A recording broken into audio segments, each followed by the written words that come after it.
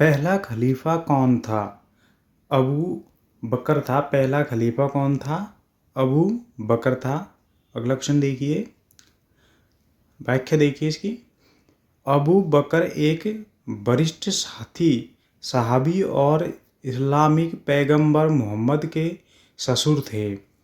जब वह मोहम्मद की मृत्यु के बाद पहला मुस्लिम खलीफा बना तो उसने 632 से 634 ईस्वी तक रशीदुन खलीफा पर शासन किया।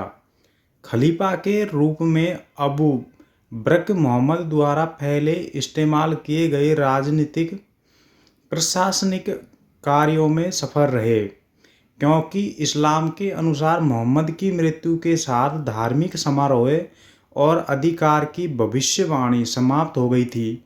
उन्हें अल सिद्दीक कहा जाता था। अगला क्वेश्चन देखिए, शिया मुसलमानों का पवित्र शहर करबला किस देश में स्थित है? इराक में स्थित है। शिया मुसलमानों का पवित्र शहर करबला इराक में स्थित है। व्याख्या देखिए इसकी। करबला इराक का एक शहर है जो बगदाद के दक्षिण पश्चिम में है। शहर जिसे सबसे अच्छा तरह से करबला 680 की लड़ाई के स्थान के रूप में जाना जाता है। मक्का और मदीना के बाद शिया मुसलमानों के लिए सबसे पवित्र शहरों में से एक है। यह इमाम हुसैन तीर्थ का घर है। करबला हुसैन इब्न अली इमाम हुसैन की शहादत के स्थल के रूप में प्रसिद्ध है और इसे याद करने के लिए सालाना लाखों शियाओं द्वारा स्मरणोत्सव आयोजित किए जाते हैं। करबला को सभी शियाओं द्वारा पवित्र माना जाता है। अगला क्वेश्चन देखिए, ताशकंद शहर स्थित है। उज्बेकिस्तान में ताशकंद शहर स्थित है। ताशकंद शहर उज्बेकिस्तान में है। व्याख्या देखिए इसकी।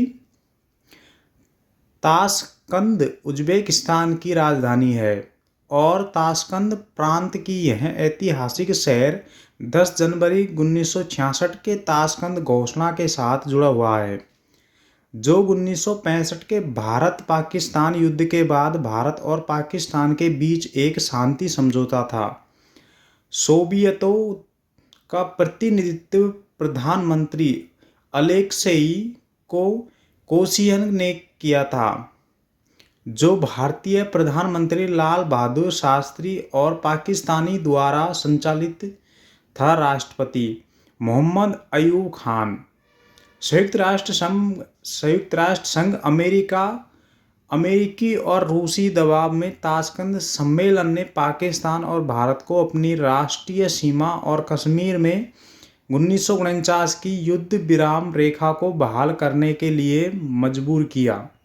इसने अयूब खान नेतृत्व के खिलाफ असंतोष और विरोध का नेतृत्व किया। आगे देखिए अगला क्वेश्चन, वियतनाम के स्वतंत्रता आंदोलन का नेतृत्व किसने किया था?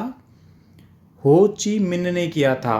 हो ची मिन्ह ने किया था वियतनाम के स्वतंत्रता आंदोलन का नेतृत्व हो ची मिन्ह ने। व्याख्या देखिए इसकी।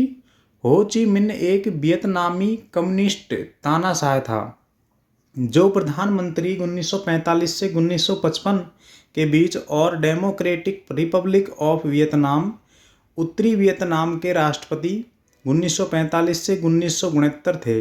वह 1945 में वियतनाम को लोकतांत्रिक गणराज्य की नींव में एक महत्वपूर्ण व्यक्ति थे। साथ ही वियतनाम युद्ध के दौरान वियतनाम की सेना और वियतनाम कांग्रेस भी शामिल थे।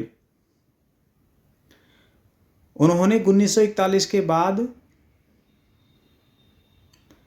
उन्होंने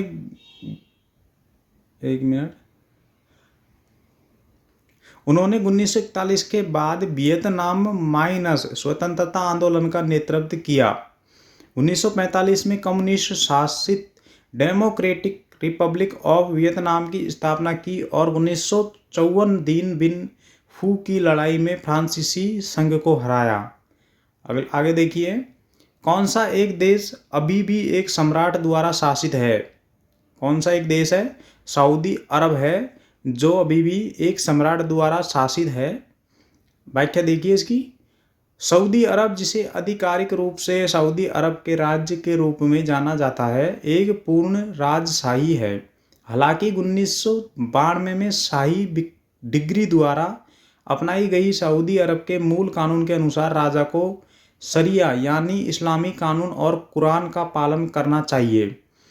कुरान और सुन्नत मोहम्मद की परंपराएं को देश का संविधान घोषित किया गया है, लेकिन सऊदी अरब के लिए कभी कोई लिखित आधुनिक संविधान नहीं लिखा गया है। और सऊदी अरब एकमात्र अरब राष्ट्र है जहां कभी कोई राष्ट्रीय चुनाव नहीं हुआ है। किसी भी राजनीतिक दल या राष्ट्रीय चुनाव की अनुमति नहीं है। अगला क्वेश्चन देखिए, जापान की संसद के रूप में जाना जाता है, डाइट जाना जाता है। डाइट जापान की द्विसदनीय विधायिका है। यह एक निचले सदन से बना है जिसे प्रतिनिधि सभा कहा जाता है, और एक ऊपरी सदन जिसे पार्षदों की सभा कहा जाता है। डाइट के दोनों सदनों को सीधे एक समांतर मतदान प्रणाली के तहत चुना जाता है। पारित कानूनों के अलावा प्रधानमंत्री के चयन के लिए डाइट औपचारिक रूप से जिम्मेदार है। मिजी संविधान को अपनाने के परिणाम स्वरूप 1889 में डाइट को पहली बार शाही डाइट के रूप में बुलाया गया था। 1947 के बाद संविधान को अपनाने के बाद डाइट ने अपना वर्तमान स्वरूप लिया और संविधान द्वारा इसे राज्य शक्ति का सर्वोच्च अंग माना गया। अगला ऑप्शन देखिए, थाईलैंड की मुद्रा है बट। बट है थाईलैंड की मुद्रा। व्याख्या देखिए, बट थाईलैंड की मुद्रा है, यह 100 सत्संग में से विभाजित है। मुद्रा जारी करना बैंक ऑफ थाईलैंड की जिम्मेदारी है। अगला क्वेश्चन देखिए, 1911 चीन की क्रांति हुई, एक गणतंत्र की स्थापना हुई। जो 1911 में चीन की क्रांति हुई थी उसमें एक गणतंत्र की स्थापना हुई थी। आगे इसकी व्याख्या देखिए, सिन्हाई क्रांति, जिसे 1911 की क्रांति या चीनी क्रांति के रूप में भी जाना जाता है, यह 1911 की क्रांति या चीनी क्रांति के रूप में भी जाना जाता है, ने चीन के अंतिम शाही वंश किंग राजवंश को उखाड़ फेंका और चीन गणराज्य की स्थापना की। क्रांति का नाम सिन्हाई था क्योंकि यह 1911 में चीनी कैलेंडर के सेक्सजेनरी चक्र में सिन्हाई स्टेम शाखा का वर्ष था। 1 जनवरी 1912 को चीन गणराज्य के पहले वर्ष के पहले दिन रूप में स्थापित किया गया था।